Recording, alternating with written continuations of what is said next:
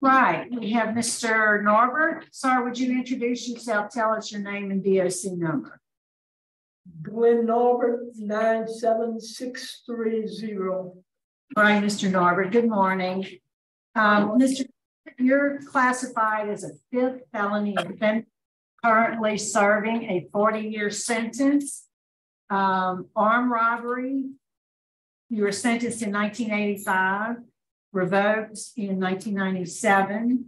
Armed robbery, attempted second-degree murder in November of 1997, and then armed robbery, another count of armed robbery in 1997. You have a parole eligibility date under Act 122, which is August 1st, 2021. You don't earn good time, and you have a full-term date in March of 2037. Is that correct? Yes, ma'am. Your case this morning, Mr. Norbert, has been assigned to Mrs. Jackson, seated to my right. Would you answer her question? Good morning, Mr. Norbert. How are you? I'm good. Thank you. You can hear me pretty well? Yes, ma'am. How old are you, Mr. Norbert? I'm 68 years old. And you've already made 68? Yes, sir. Yes, ma'am, I have. Now, Mr. Norbert, how much time had you served before your parole in 1993? Beg your pardon? I didn't understand you. How much time had you served on this charge before you got paroled in 1993? How many years before you locked up before you made parole back in 93? Didn't make parole in they took my syndicate and let me out. You know, I didn't go to the parole board. You said you went for?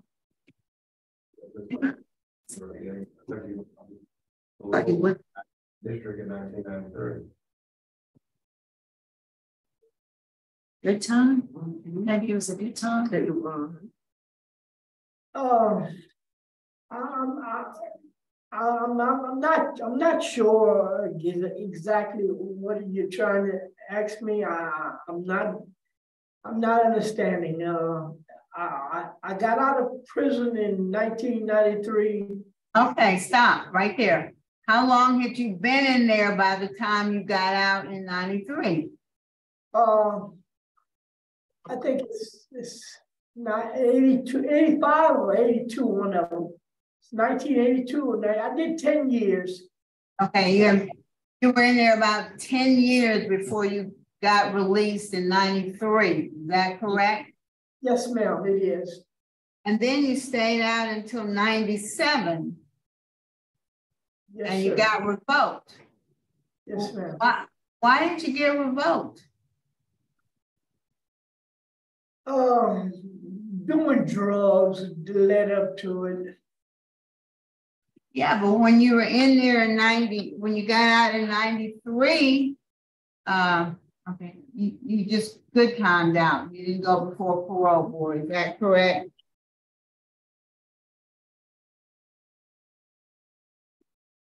Yes, ma'am.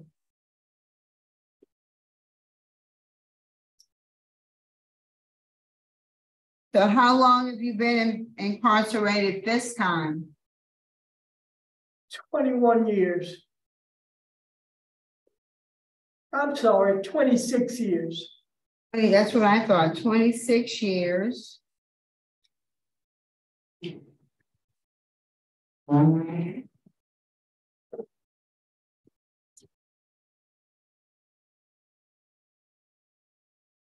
And so this,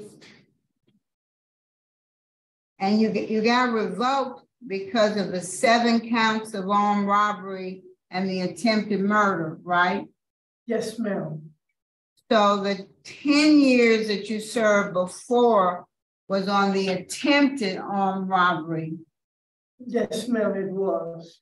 Okay, and then your parole got out, and then you committed these armed robberies and this attempted murder. You got 40 years, and you've been in about 26 years. Is that correct?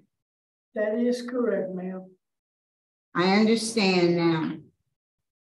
So, why did you go on this armed robbery spree? It looks like all of these robberies took place over a course of a week or 10 days. So why did you go on this robbery spree? I'm kind of ashamed to say, and I'm not making excuses. I was on drugs and I wanted drugs and I didn't have the money to get it. So Okay.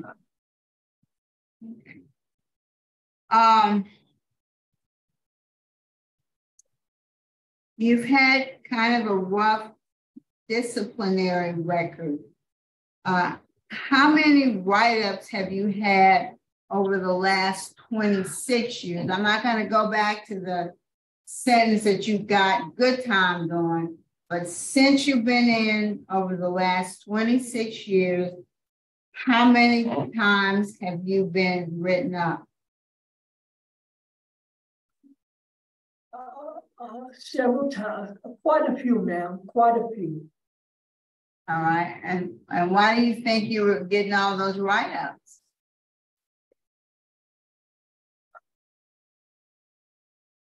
Trying to, I guess I would have to say, trying to fit in, trying to prove something to myself and others.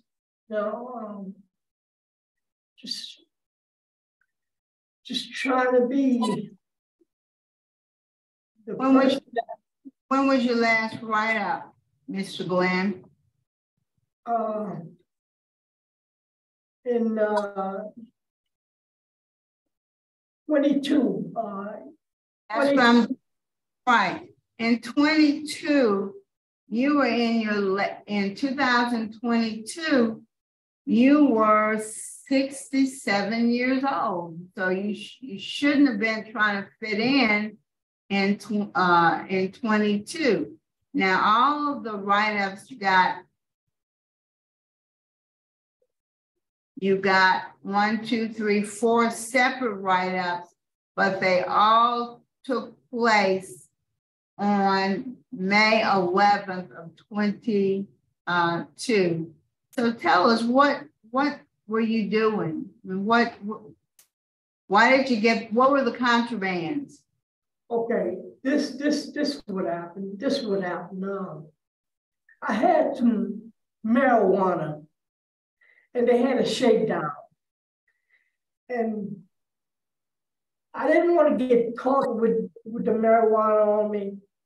Mm-hmm. And the officer took me by my 2 hands and held them in the air. Mm-hmm.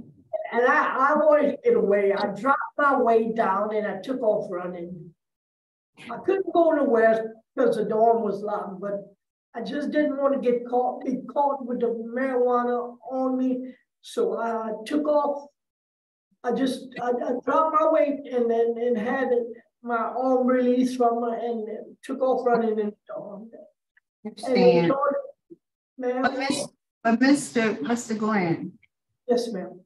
Said you committed all of those armed robberies because you were on drugs.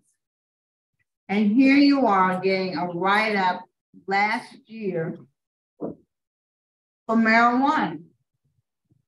And I don't see, when I was looking through your programs, I don't see that you've taken very many programs, and you certainly haven't taken any programs to address your issues with drugs. So why haven't you done more to help yourself over the last 26 years, Mr. Glenn?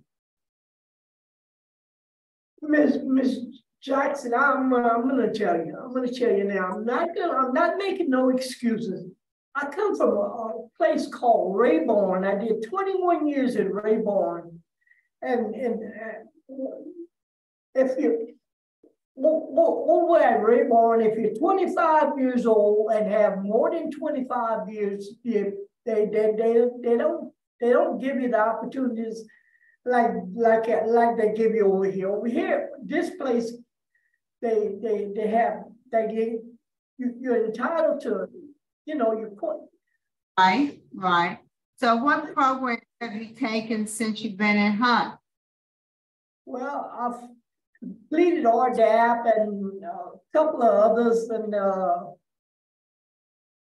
I've done something to, you know, I didn't get that parole eligibility thing until 2021.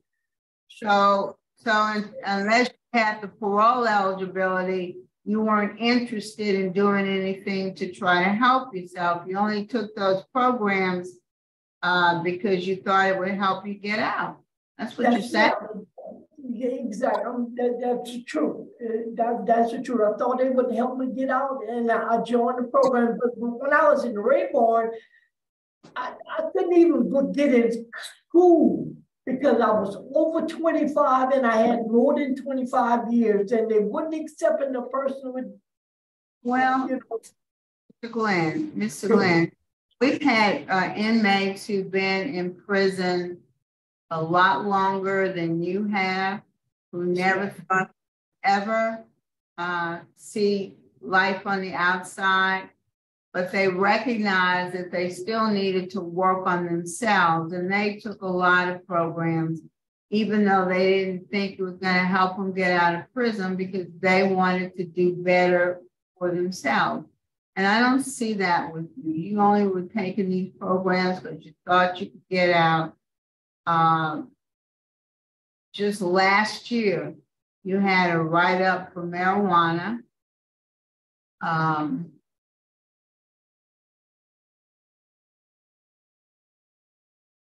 And so, I mean, you haven't given us anything to work with. You haven't given us a reason to try to help you because you've chosen not to help yourself. Jackson, you're 100% right, and there's not much I can do, but I can say this. I intend to change with the help of the Lord here and enroll in a lot of these projects that I'm qualified for, and then if given another chance, if I should ever see you again before anything happens to me, I'll try to be a different person. That's the best I can say right now. I am regretful that I'm not meeting the criteria it takes. I am regretting it, but because I really want to go home, and there's nothing I can say to myself or to you that's going to change the facts that I have to be here a while longer. I have to commend you for being honest about yourself. You have been very honest about yourself. And right now you're not prepared to be released because you haven't done the things that you need to do. But you have a warden there who's willing to help you be better prepared for the next time. Today's probably not going to be your day, but you know, keep working, and don't do it just for the program, put on a show for the parole board. Do it because you recognize there's some things you need. I mean, if you're still trying to use drugs at this age, after all that you've been through, that tells me you need a lot of help with substance abuse issues. So I would strongly urge you to take as many substance abuse programs as you can. That's all I have. Warden, anything you add? Yes, ma'am. I just want to say, my conversation with Mr. Norbert went kind of like Ms. Bonnie's. He recognizes that he's been locked up for a long time and he hasn't really taken advantage of any programming to help himself. He's almost 70 years old and he's a fifth offender. And I think he's kind of seeing now that if he messes up again, he's not going to leave here. and he's willing to do whatever it takes to be ready. And he understands that he's not ready to go home right now, and that he needs some treatment to prepare him. And we got him lined up to take a bunch of good classes, good programs to better prepare him for the future. Well, that's good to hear. Mr. Norbert, anything you'd like to say to us before we go?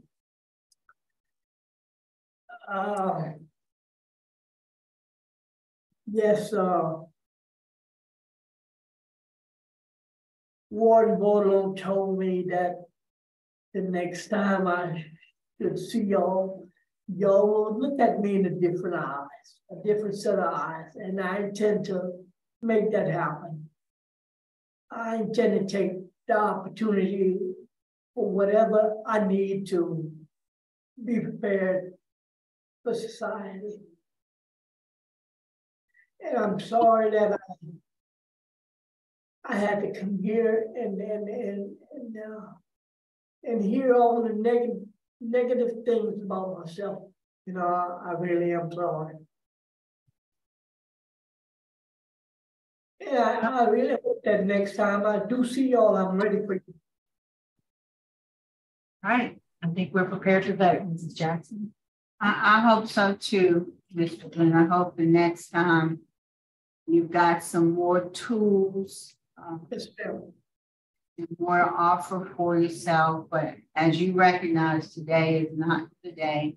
So my vote is to deny because of your disciplinary record, particularly that write-up in 22 for marijuana and the lack of programs. But now that you know what you need to do, I encourage you to work hard.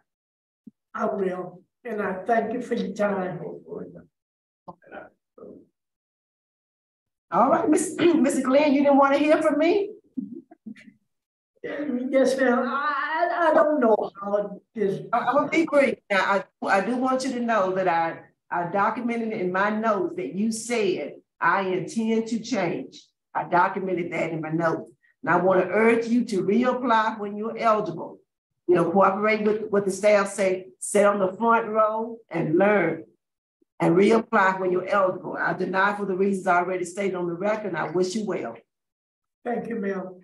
All right, Mr. Norbert, my vote is the same. I look forward to seeing you again when you're better prepared. Today, your parole's been denied. You got some work to do. Good luck. Thank you. You can do it.